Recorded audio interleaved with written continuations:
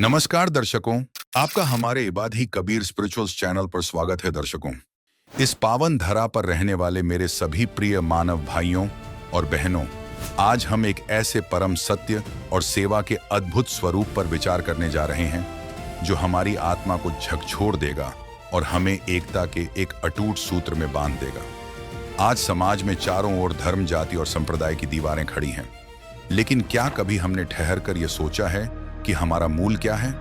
वास्तव में हिंदू, मुस्लिम, सिख और ईसाई ये चारों धर्म अलग अलग नहीं हैं, बल्कि ये एक ही विशाल और प्राचीन वृक्ष की शाखाएं हैं, जिसका नाम है आदि सनातन धर्म।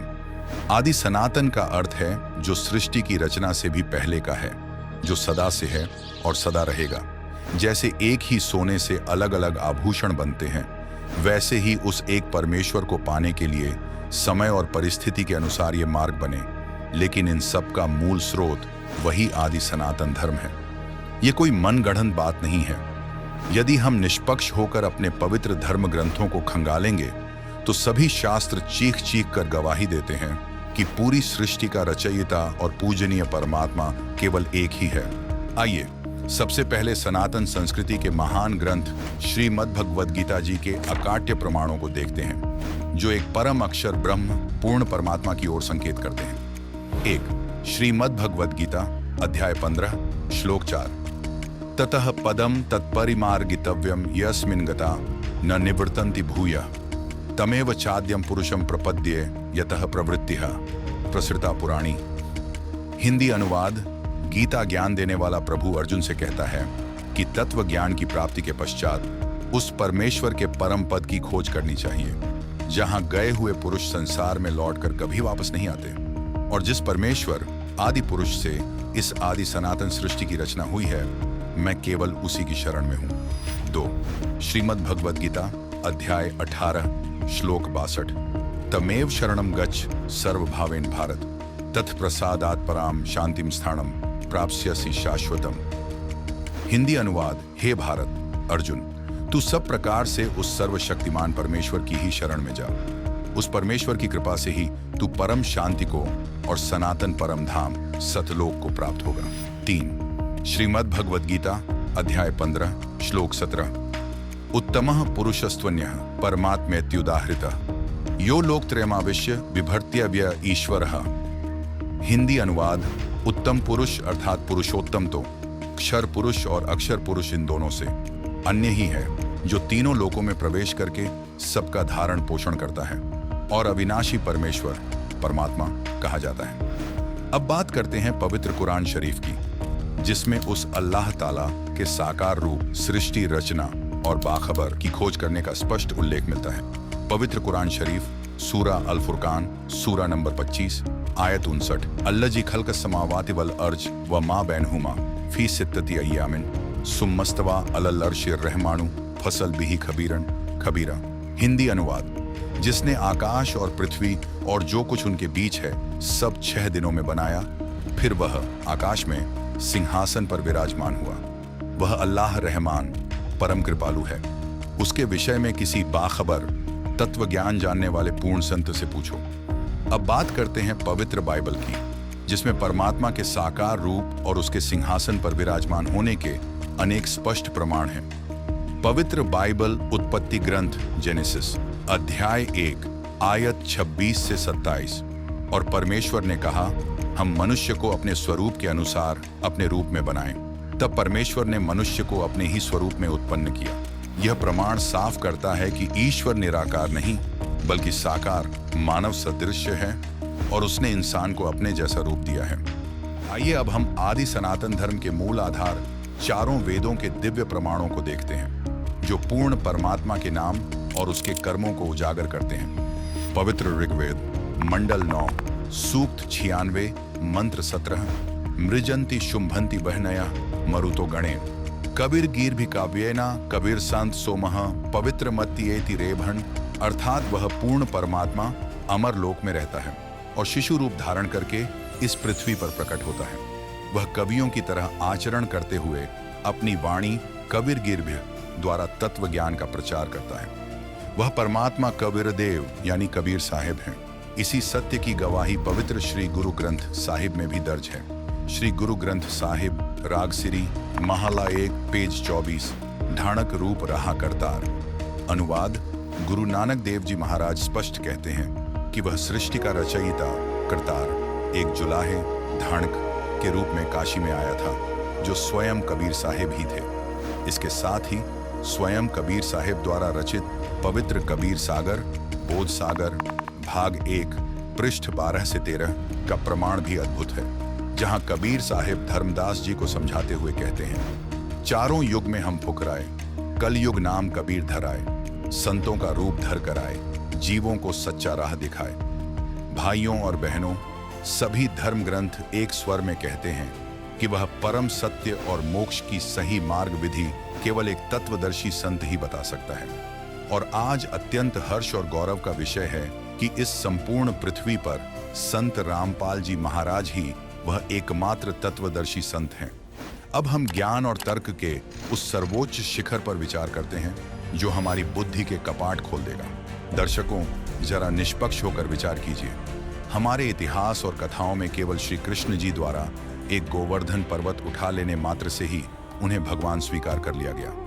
लेकिन आज इस घोर कलयुग में जब चारों ओर हाहाकार मचा है, तब संत रामपाल जी महाराज जी ने अभूतपूर्व अन्नपूर्णा मुहिम चलाकर न केवल लाखों किसानों और गरीबों को भूख व तंगहाली से मरने से बचाया है, बल्कि उनकी आजीवन सहायता करने का पावन संकल्प भी लिया है।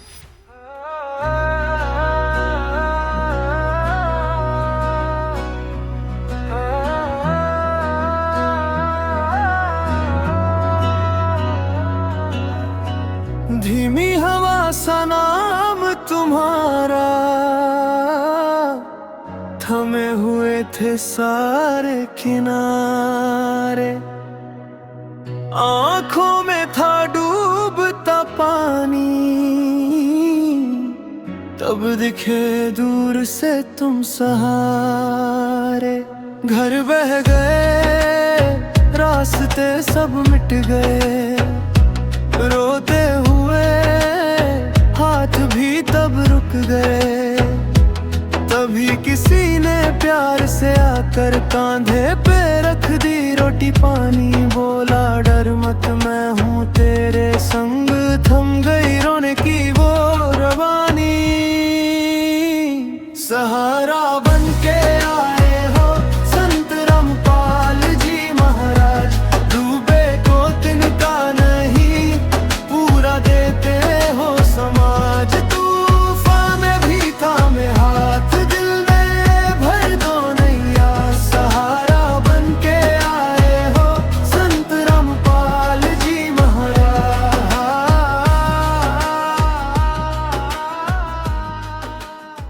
दर्शकों, अब आप स्वयं अपनी विवेकशीलता से विचार करें कि इस कलयुग में सबसे बड़ा रक्षक भगवान कौन हुआ।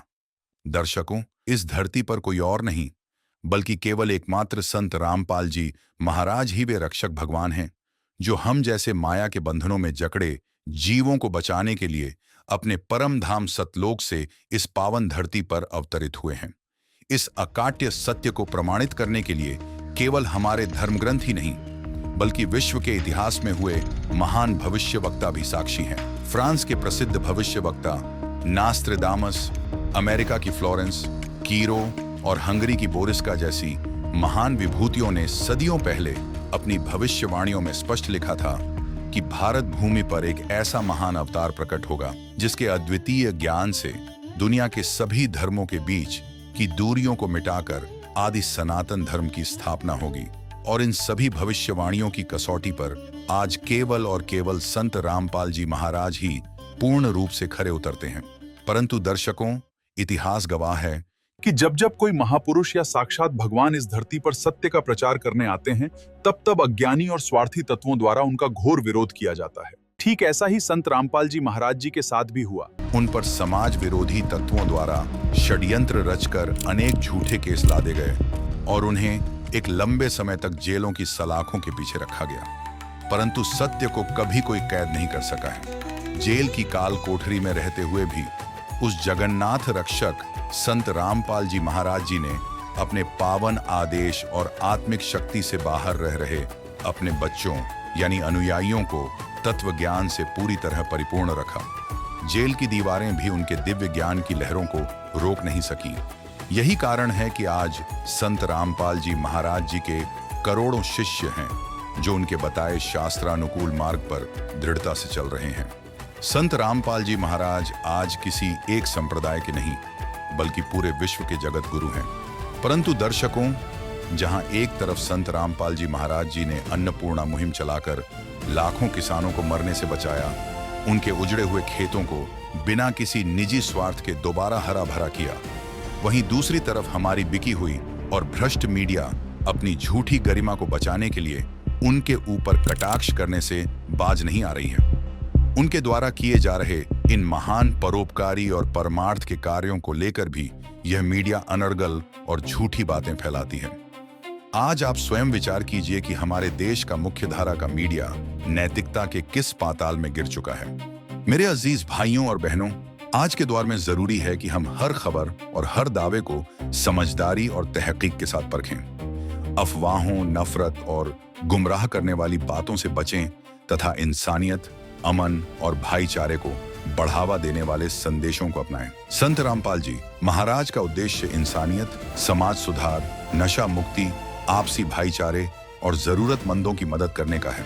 इसी उद्देश्य के तहत विभिन्न समुदायों के लोगों की सहायता के अनेक कार्य किए जा रहे हैं। राजस्थान के कुछ मुस्लिम गांवों में किसानों की मदद के लिए पानी की मोटरें और पाइप उपलब्ध कराए गए, जिससे बाढ़ से ग्रसित खेतों को दोबारा आबाद करने में सहायता मिली, जिसका लिंक डिस्क्रिप्शन में दिया गया है। यह मिसाल बताती है कि इंसानियत की खिदमत में मजहब, जाति और बिरादरी की दीवारें मायने नहीं रखती। बाखबर संत रामपाल जी महाराज जी ने अन्नपूर्णा मुहिम चलाई है, जिसका पैगाम है रोटी, कपड़ा, शिक्षा, चिकित्सा और मकान हर जरूरतमंद को दे रहा कबीर भगवान। इस मुहिम के तहत जरूरतमंद लोगों को खाने पीने की चीजें, कपड़े, इलाज और अन्य आवश्यक सहायता पहुंचाने का प्रयास किया जा रहा है।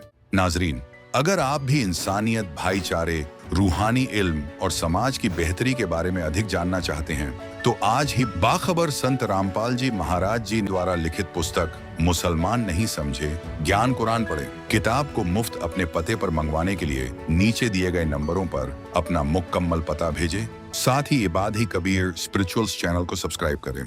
अल्लाह हाफिज।